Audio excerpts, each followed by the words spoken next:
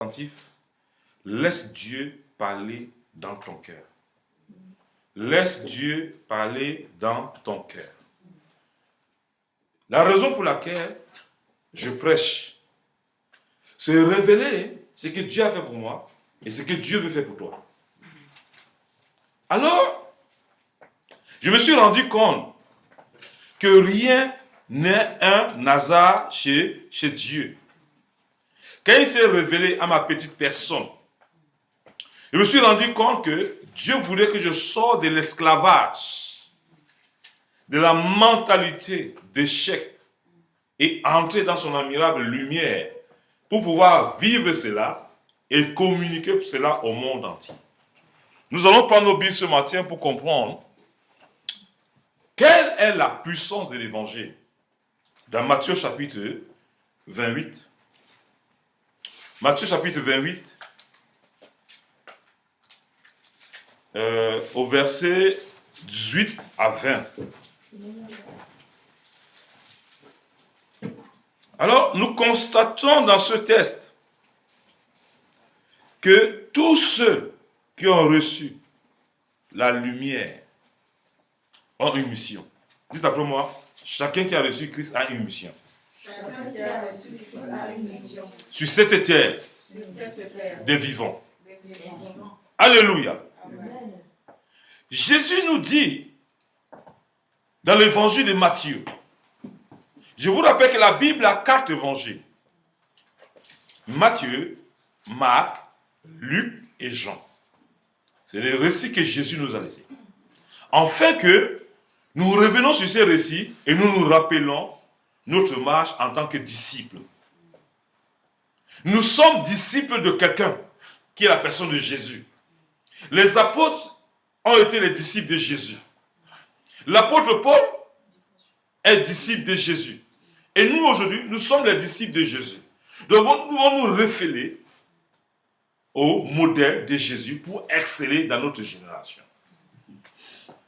Alors nous devons écrire des épîtres. Nos épîtres, c'est notre vie de chaque jour.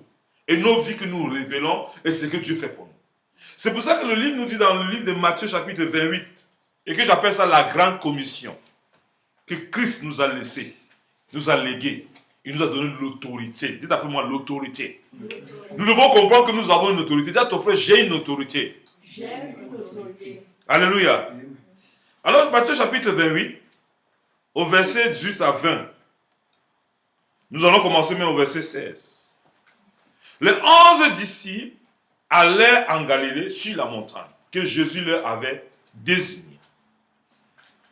Quand ils le virent, ils se prosternaient devant lui.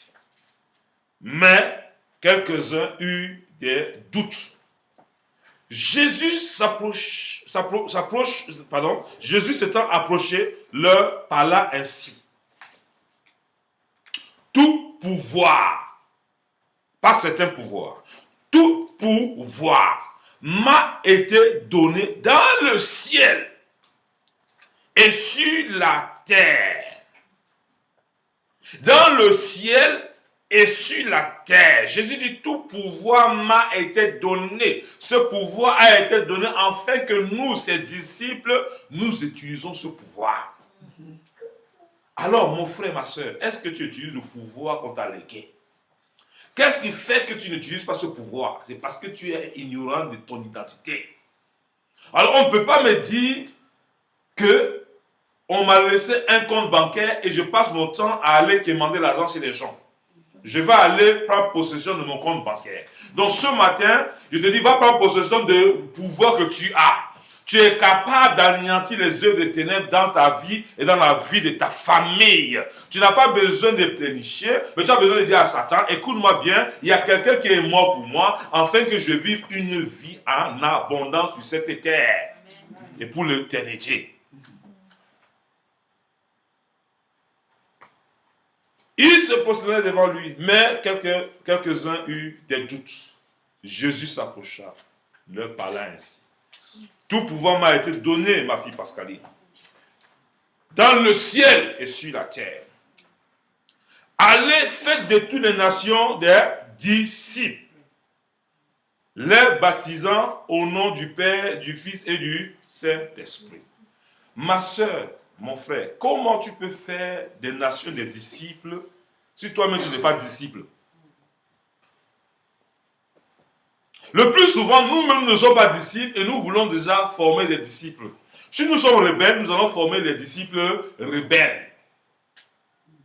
Si nous sommes désobéissants, nous devons former les disciples désobéissants. L'homme ne peut que donner ce qu'il a. C'est pour ça qu'aujourd'hui, je ne m'étonne pas de voir des gens qui sont méchants. Tu es méchant, c'est parce que toi-même tu es méchant, tu ne sais pas ce qui est Christ pour toi. Tu portes le fardeau de la méchanceté et de la vengeance. C'est pourquoi je bénis le Seigneur. Quand la lumière du Christ habite en toi, les ténèbres ne peuvent plus faire la guerre avec toi. Quand les ténèbres voient la lumière à toi, ta lumière éteint les ténèbres. C'est pour ça que moi, personne n'a un problème devant moi. Mais la Bible me dit, j'ai tout pouvoir m'être donné sur le ciel, sur la terre. Tout ce que les gens commandent dans l'invisible contre ma personne, ils rencontrent Jésus de Nazareth sur les chemins. Parce que le Seigneur que je sers est un Seigneur, il est puissant. C'est un Seigneur qui défend. C'est un Seigneur qui protège. C'est pour ça que j'aime la personne de Jésus. C'est pour ça que je l'adore. C'est pour ça que je l'exalte. C'est pour ça que tout ce que j'ai, je mets à sa disposition. C'est pour ça que chaque matin, je peux me lever, je m'habille pour le glorifier. Je peux sortir souriant pour le glorifier. Je ne me plains pas parce que le Seigneur est mon pourvoyeur. Je ne me plains pas parce que c'est lui qui me protège. Je ne me plains pas parce que c'est lui qui me donne la sécurité et la santé. Quand je n'ai pas la santé, je cours d'abord vers le Seigneur, pas vers les hôpitaux. Quand j'ai un problème d'argent, je cours vers le Seigneur parce qu'il est le Dieu pourvoyeur. Quand j'ai des difficultés avec mon frère, je confie cela au Seigneur. Et le Seigneur met la paix dans mon cœur. Ma chère, mon frère, ma soeur, qu'est-ce que tu fais pour gérer tes difficultés? Tu as une responsabilité sur cette terre de former des disciples. Mais nous passons notre temps à former des gens victimes. Nous passons notre temps à former des disciples qui marchent dans la défaite, qui passent le temps à se plaindre. C'est pour ça que lorsqu'on vient vers moi, je sais que j'ai une autorité. Je me souviens, en Afrique, il y a une femme qui est venue dans mon ministère, en Côte d'Ivoire. Elle m'a dit, docteur Bruno, ça fait 20 ans que je suis fidèle au Seigneur. Et je veux me marier. Mais chaque fois qu'il y a un fiancé sur mon chemin, c'est une autre personne qui prend mon fiancé. Alors je lui ai posé la question. Pour toi, le mariage, c'est quoi? Non, elle dit, Dieu dit qu'il n'est pas bon que l'homme soit seul. Mais il faut qu'il ait un mari. Je lui ai dit, et avoir un mari, c'est pourquoi? Elle dit non, pour que ma famille voit que Dieu donne le mari. Je lui ai dit, tu es dans l'erreur. Si la Bible dit que 2 va mieux que 1, ça veut dire quoi? Elle dit, quand tu fais l'œuvre là, tu es fatigué, ton mari va te soutenir. Quand ton mari est fatigué, tu le soutiens. L'œuvre de Dieu consiste à manifester, à témoigner ce que Dieu est capable de faire et former les disciples. Alors, quand vous êtes mariés, vous allez donner les gens l'envie de se marier parce que vous vous soudez dans le Seigneur, vous vous confiez au Seigneur et le Seigneur est votre force. Et quand les gens vous observent, ils ne se plaignent plus, mais ils essaient de marcher sur votre modèle. Alors, je dis, ma soeur, en ce qui me concerne, toute malédiction qui t'empêche de te marier est brisée à partir de ce jour. Parce que Jésus veut que tu comprennes que le mariage, c'est pour témoigner sa gloire. Si tu te maries pour arrêter de faire son œuvre, Dieu ne te donnera pas le mariage parce qu'il connaît tes intentions. Il va te détruire. Donc Dieu ne te donne pas quelque chose, pas parce qu'il ne t'aime pas, il t'aime. Mais il sait que s'il te donne ça là, tu risques de ne plus l'adorer. Tu risques de ne plus le glorifier. Tu vas commencer à avoir des illusions par rapport à ce que tu as cherché. Donc Dieu voudrait voir l'attitude de ton cœur. Alléluia. Dieu donne ce que notre cœur désire. Alors, lorsque nous avons compris ces choses, nous sommes heureux. Alors, quand tu vois le livre de Matthieu, Dieu veut que nous formons quoi? Des disciples. C'est pour ça qu'il dit, tout pouvoir m'a été donné dans le ciel et sur la terre. Allez, faites de toutes les nations quoi? Des disciples les baptisant au nom du Père, du Fils et du Saint-Esprit. Pourquoi Jésus nous dit d'aller faire baptiser les gens? Le baptême, c'est un acte d'obéissance. Alors, Jésus lui-même, 100% homme et 100% Dieu, quand il est venu sur la terre pour commencer sa mission, s'il ne se baptisait pas, la puissance d'en haut ne l'équipait pas. Alors, pour avoir l'équipement de Dieu, chers frères et sœurs, nous devons marcher dans l'obéissance. Après l'acceptation du nom de Jésus, nous devons discerner quel est le baptême que nous faisons. Le baptême par immersion. Ça veut dire quoi? Ça veut dire que lorsque tu es dans l'eau, tu meurs. Et quand tu ressuscites avec la puissance d'en haut. Et la confirmation et le cachet de Dieu sur ta vie. C'est pour ça que lorsque Jésus est venu, pour commencer sa mission, Dieu a mis la prescription en fait que nous soyons le modèle de Jésus.